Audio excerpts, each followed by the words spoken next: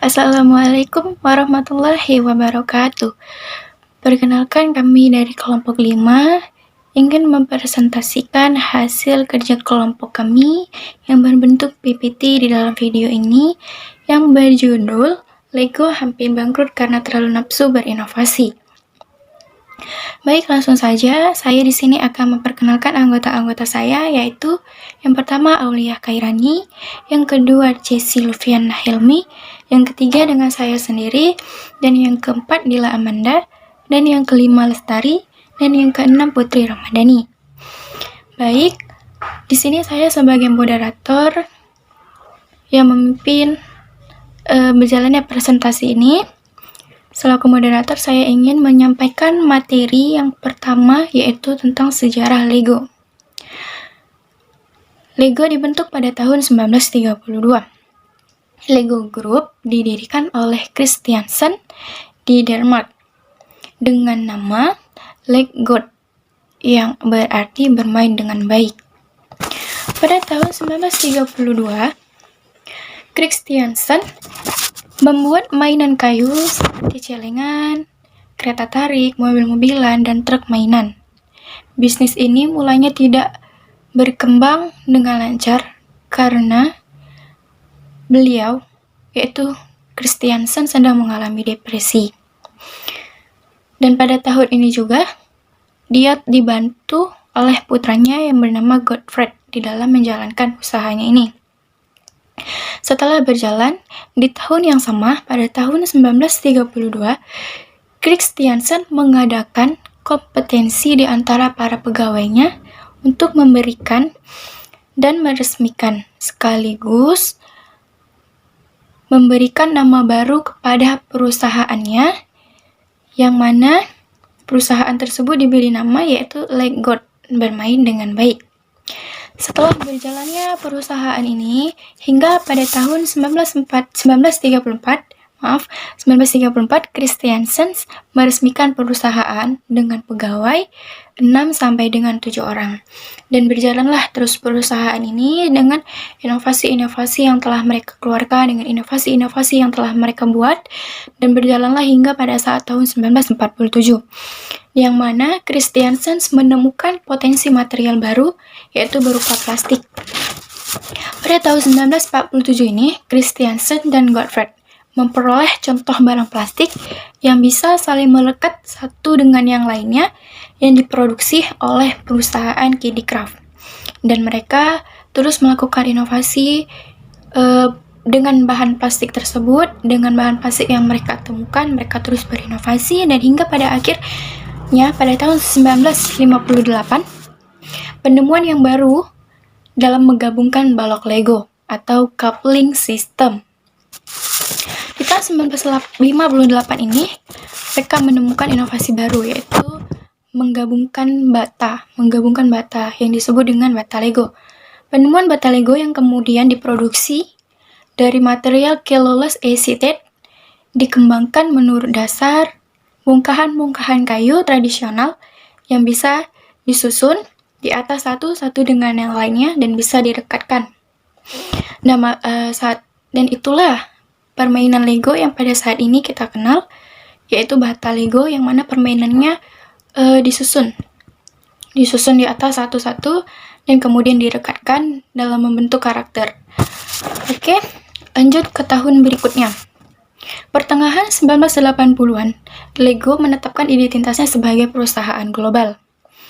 Berjalan terus, berlanjut, dan perusahaan Lego terus berinovasi, dan pada awal 1990-an, krisis keuangan melanda perusahaan Lego, yang mana inovasi-inovasi yang telah mereka keluarkan, inovasi-inovasi yang telah mereka buat, permainan baru yang telah mereka buat, tidak berlaku di pasaran.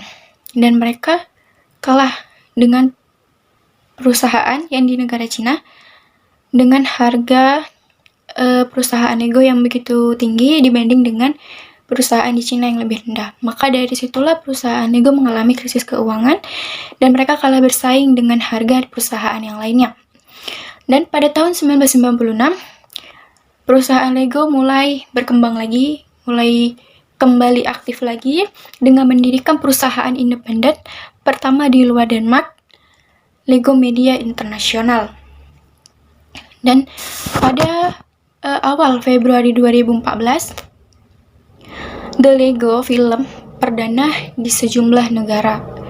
Pada awal Februari 2014, perusahaan Lego mulai berkembang dan terus berkembang, hingga pada akhirnya mereka membuat The Lego film perdana di sejumlah negara untuk bisa mempromosikan hasil-hasil dan inovasi-inovasi dari perusahaan Lego tersebut. Dan yang mana perusahaan tersebut terus berinovasi dan hingga pada saat ini, pada saat awal Februari 2014 ini, berjalan tahun 2014, Lego terus berjalan dengan sebuah inovasi yang mereka berikan, dengan permainan-permainan yang mereka ciptakan untuk bisa terus berkembang dan tidak stagnan di titik tersebut. Itulah sekian penjelasan dari saya mengenai sejarah Lego. Lebih lanjutnya lagi, materi yang akan disampaikan oleh anggota-anggota saya. Sekian dari saya dan akan saya serahkan kepada anggota yang lainnya. Ada kerugian penggerak pertama, yaitu biaya perintisan, di mana perusahaan Lego membeli mesin untuk menciptakan game tersebut yang harganya sebesar IDK 30.000. Materi kedua yaitu Strategic Alliances, tahap awal perusahaan Lego. Pada tahun 1958, perusahaan Lego ini menciptakan sistem permainannya State and Tube, yang dimana menggabungkan bata-bata yang satu dengan yang lainnya untuk menjadikan sebuah bentuk yang kita inginkan, yang berupa perakitan dari sistem itu. Dan keunggulan penggerak pertama yaitu perusahaan Lego sudah membangun volume penjualan lebih dulu. Yang kedua, perusahaan Lego membangun brand untuk gamenya anak-anak. Baiklah, selanjutnya saya akan menjelaskan poin selanjutnya, yaitu tentang profesional Lego bersertifikat.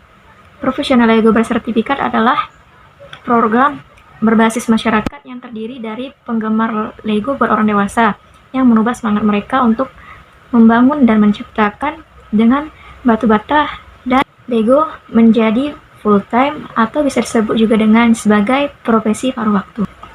Selanjutnya, Lego bersertifikat profesional bukan karyawan Lego, tetapi secara resmi mereka telah diakui oleh grup Lego, yaitu sebagai mitra bisnis yang terpercaya. Dan setiap Lego profesional bersertifikat dipilih untuk program berdasarkan yang pertama dari segi kemampuan untuk building atau bisa disebut dengan membangun, dan yang kedua dari segi antusiasme untuk sistem Lego batu bata dan bangunan, dan yang ketiga adalah dari segi pendekatan profesional terhadap penggemar Lego lain dari publik yang lebih luas. Manajemen inovasi. 1. Lego Digital Designer merupakan bentuk pengembangan dari Lego Design by Me, memiliki prinsip yang sama, yaitu merancang. Namun, produk akan semakin memudahkan customer untuk membuat rancangan produk sesuai keinginan dengan menggunakan bantuan komputer. Yang kedua, Lego Design by Me. Produk ini memungkinkan customer untuk merancang, mengunggah ke website Lego dan kemudian memerintahkan Lego untuk membuat produk hasil rancangan mereka. Bahkan, customer bisa merancang kemasan produk sesuai apa yang mereka inginkan. Baiklah, saya akan melanjutkan materi pada slide ke-6. Lego nyaris bangkrut pada tahun 1993 sampai 2004. Hampir semua produk Lego sudah ada di rak pembeli, dan perputaran pertumbuhan perusahaan sudah mencapai puncak. Agar terus berkembang, perusahaan terus memproduksi mainan, tapi penjualan tidak meningkat, hingga biaya produksi lebih besar dari pendapatan. Adanya pesaing baru yang berpotensi seperti Toys R Us dan Walmart. Keuntungan Lego telah menurun sejak tahun 1992. Lego kemudian mengeluarkan minifigur atau orang-orangan yang dibuat menyambung dengan keseluruhan sistem Lego. Kehadiran minifigur ini membuat pengalaman memainkan Lego menjadi lebih imajinatif. Dengan beragam set, mainan bertemakan luar angkasa, istana, bajak laut, dan koboi, kini anak-anak bisa menciptakan jalan permainannya sendiri. Sebagai sebuah bisnis, Lego pun berkembang dengan pesat. Hingga tahun 1994, Lego tumbuh 14% per tahun selama 15 tahun. Artinya, ukuran perusahaan Lego berkembang 2 kali lipat setiap 5 tahun sekali. Inilah zaman keemasan Lego. Sejak saat itu hingga 1998, Lego mulai bergerak pelan, hingga akhirnya stagnan. Sepertinya Lego telah mencapai siklus hidup maksimum produknya. Manajemen Lego pun berupaya untuk mendongkrak pertumbuhan dengan menambah jumlah produksinya hingga 3 kali lipat. Sayangnya penjualan tetap stagnan, sementara biaya besar sudah terlanjur keluar. Tahun 1998, Lego pun untuk pertama kalinya melaporkan kerugian usaha sekitar 23 juta pound sterling. Kejadiannya diperburuk dengan jatuhnya nilai mata uang Danish kroner terhadap dolar. Selain itu, produsen mainan pesaing mulai mengalihkan produksinya ke Cina. Hal itu membuat Lego tidak bisa menang bersaing dari sisi harga terhadap para pesaing. Dalam kondisi ini, manajemen Lego terpaksa memecat 1.000 karyawan agar perusahaan bisa tetap bertahan. Lego harus berjuang untuk bangkit kembali. Saatnya Lego melakukan inovasi secara lebih agresif. Lego kemudian merekrut 30 inovator terbaik dari seluruh benua Eropa. Mereka ditantang untuk membuat lini baru produk Lego. Dari situlah banyak sekali produk baru seperti Lego Snap, Promouse, Scala, dan Wars. Melihat pesaing yang lagi panas-panasnya, membuat action figure Lego pun juga tidak mau kalah. Maka Lego pun membuat produk serupa yang diberi nama Jackstone yang dibangun kurang dari 10 menit. Ada juga produk yang diberi nama Explore yang ditujukan untuk balita yang tidak memiliki konstruksi sama sekali. Produk yang paling digadang-gadang saat itu adalah Lego Galidor, mainan action figure yang dilengkapi elektronik. Galidor bahkan memiliki TV show sendiri yang memberi konteks cerita pada mainannya. Upaya marketingnya pun tidak tanggung-tanggung, melibatkan jaringan franchise McDonald. Sudah bisa kelihatan ya seberapa desperate-nya Lego dan Desperation itu mendorong Lego untuk berinovasi secara membabi buta. Nah, sekarang menurut Anda gimana hasilnya? Apakah beragam inovasi itu bisa mengangkat Lego dari stagnasi? Ternyata semua produk yang saya sebutkan tadi gagal di pasaran. Para inovator muda yang direkrut Lego pun sama sekali tidak punya pengalaman di industri mainan. Mereka juga tidak memahami para pelanggan Lego dan apa sih yang membuat mereka menyukai mainan Lego itu. Di tangan mereka jumlah jenis bata Lego meningkat dari 6.000 menjadi 12.000, menciptakan mimpi buruk untuk urusan logistik dan inventory tanpa diimbangi dengan peningkatan penjualan. Selain itu, beragam produk Lego yang saya sebut tadi tidak bisa saling berhubungan. Mereka tidak menggunakan sistem interlocking yang sama produk satu dan yang lainnya hanya menambah tidak melipat gandakan pengalaman bermain. Pada saat itu, manajemen bahkan tidak tahu berapa harga produk dari produk yang baru mereka jual. Tanpa disadari, mereka menjual produk mainan dengan harga di bawah harga produksinya. Beragam produk baru yang digadang-gadang dapat mengeluarkan Lego dari stagnasi justru dalam menurun panjang untuk bisnis Lego. Oleh saat itu, Lego juga berinovasi menciptakan Legoland, sebuah theme park yang ingin menandingi Disneyland. Sayangnya manajemen Lego tidak memiliki keahlian yang memadai untuk mengelola theme park. Legoland akhirnya jadi beban bagi bisnis dibandingkan membawa keuntungan. Legoland akhirnya dijual ke Blackstone's Plan Group pada tahun 2005. Baiklah, saya akan melanjutkan pembahasan materinya mengenai dilema jatuh turunnya perusahaan Lego.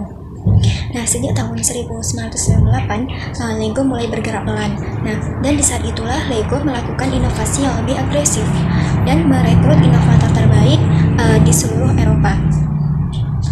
Perusahaan menghadapi keleluasan pasar di Eropa dan Amerika Utara, membuat inovasi baru berupa produk berkarakter.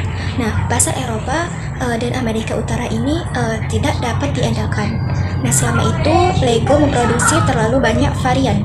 Nah, sehingga harus menjual dengan harga yang murah dan membuat Lego mengalami kebangkrutan.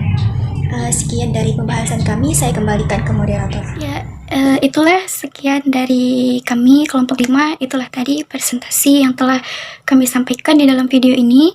Semoga bisa diterima dengan baik dan semoga bisa dimengerti atas penjelasan-penjelasan dari kelompok kami tadi. Apabila ada kekurangan, kami mohon maaf. Sekian dari saya sebagai moderator, mohon mengundurkan diri. Terima kasih. Sekian, wassalamualaikum warahmatullahi wabarakatuh.